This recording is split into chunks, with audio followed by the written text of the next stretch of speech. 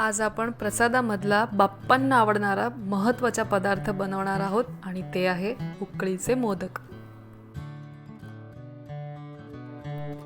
असे तर उकडीचे मोदक बनवणे थोडे डिफिकल्ट आहे, पण परफेक्ट मोजमाप घेऊन आपण याला बनवले तर हे अगदी सोप्या पद्धतीने बनतात आणि अर्थातच बाप्पांना आवडणारा आणि आपल्यालाही आवडणारा हा पदार्थ आहे, तर तो परफेक्ट बनायलाच हवा। तर चला मग सुरुवात करूया। मी नीलम, फूडीज कट्टा कुक विथ नीलम मध्ये आपलं स्वागत आहे। सर्वप्रथम आपण आतलं सारण करूया।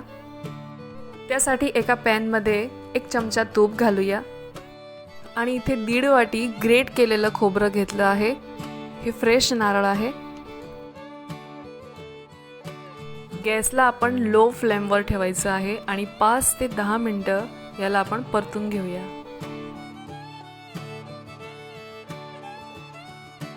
आपण 1.5 वाटी खोबरं घेतलं होतं, तर त्याला अर्धी वाटी गूळ घ्यायचा आहे, तो किसलेला आहे आणि आता याला व्यवस्थित असं मिक्स करून घ्यायचं आहे।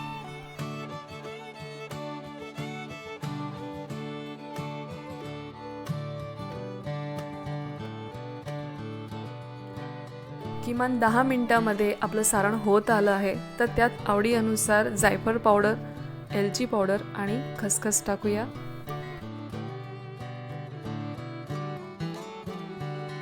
आणि पुन्हा एकत्र करून घेऊया। तर ऑलमोस्ट आपलं आतलं सारण तयार आहे। आता इथे गॅस बंद करून आपण ह्या सारणाला थंड करायला ठेवूया। तर आता सर्वात महत्त्वाची स्टेप आपण करूया आणि ती आहे तांदळाच्या पिठाची उकळ करायला घेऊया। गॅस सुरू करून एका हेवी बॉटम पॅन मध्ये 2 वाटी आपल्याला पाणी घ्यायचं आहे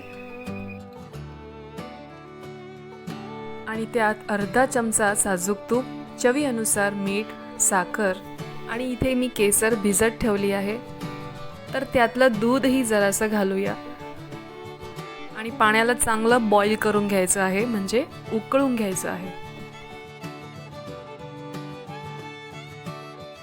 आता पाण्याला चांगली उकळी आली आहे, तर आता इथे आपण गॅस बंद करायचा आहे आणि त्यात 2 वाटी तांदळाचं पीठ घालायचं आहे। 2 वाटी पाणी घेतलं होतं, त्याच्या रेशो 2 वाटी आपल्याला इथे तांदळाचं पीठ घ्यायचं आहे। आता याला छानपैकी मिक्स करून घ्यायचं आहे।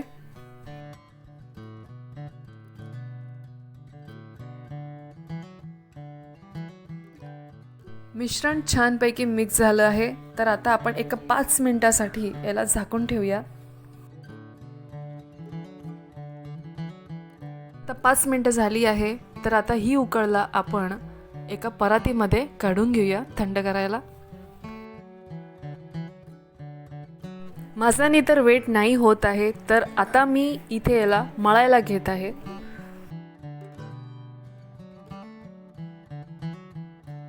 आपल्याला व्यवस्थित याला मळून घ्यायचं आहे।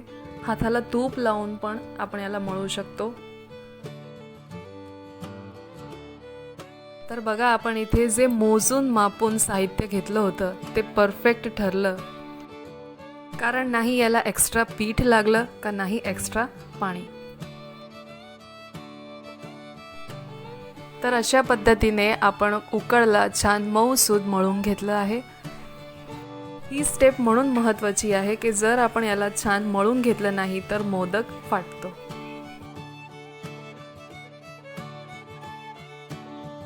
तर आता इथे आपली अर्धी मोदक बनवण्याची तयारी तर झाली आहे आणि इथे मी एक केळीचं पान घेतलं आहे, ज्याला आपण मोदकला स्टीम करायला यूज करूया।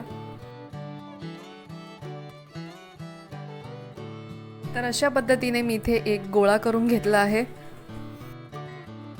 किती छान शुभ्र आणि मऊ बनला आहे। तर आता त्याच्या सेंटरला अंगठ्याने प्रेस करत करत आपण त्याची छान पारी बनवून घेऊया। पारी बनवणी झाल्यानंतर या 2 बोटांनी आपण त्याला प्लीट्स टाकून घेऊया।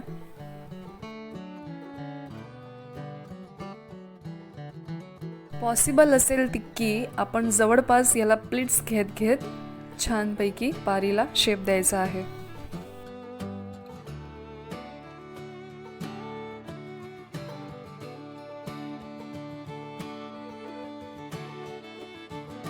आहे ना सोपं.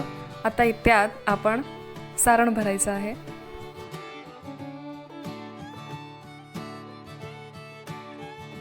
आणि त्यानंतर अलगद हाताने त्याला प्रेस करत करत मोदकाचा शेप द्यायचा आहे.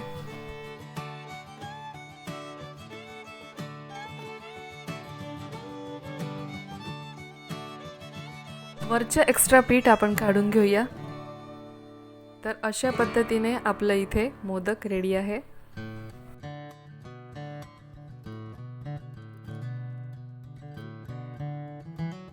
तसेच आपण बाकीचे मोदकही बनवून घेऊया.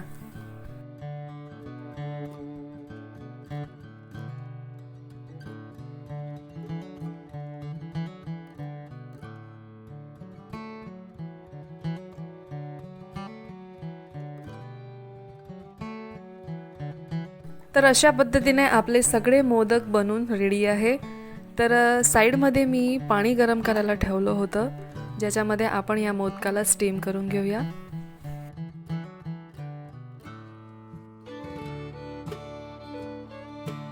इथे आपल्याला पाणी छान बॉईल करून घ्यायचं आहे. त्यानंतरच आपल्याला मोदक स्टीम करायला ठेवायचे आहे.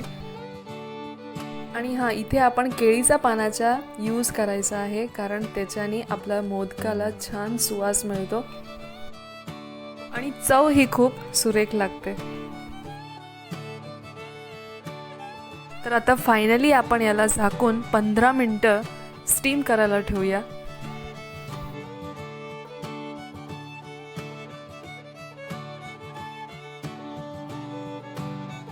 तर आता 10 ते 15 मिनिटं झाली आहे. मी आता इथे बघते आपले उकळीचे मोदक तयार आहे का.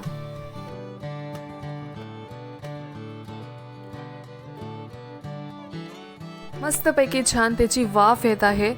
तर आता इथे आपल्याला हात लावून बघायचं आहे की ते हाताला चिकटत आहे का. आपण मोदक ठेवतानाच त्यामध्ये गॅप ठेवला होता, कारण की मोदक जेव्हा स्टीम होतात त्यानंतर ते फुलतात. तर आता मी इथे चेक केलं आहे. इथे माझा हात थोडासा पण चिटकत नाही आहे, म्हणजे आपले उकडीचे मोदक रेडी आहे.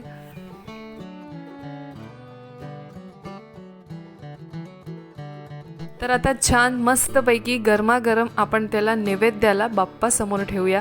त्याआधी थोडीशी प्रिपरेशन आपण करून घेऊया. तर इथे मी केळीचं टवटवीत पान घेतलं आहे, त्याला छान क्लीन करून घेतलं आहे आणि त्यात आपले सुबक कळीदार असे उकळीचे मोदक पद्धतशीर ठेवूया.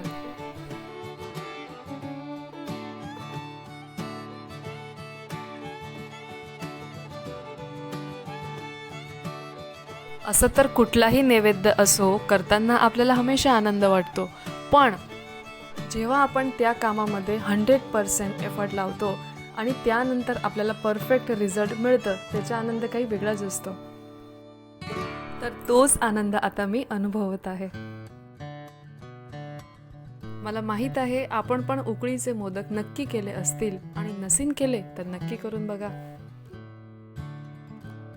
तर आता उकडीचे मोदकांना आपण पद्धतशीर साजूक तूप आणि केशरनी डेकोरेट करूया.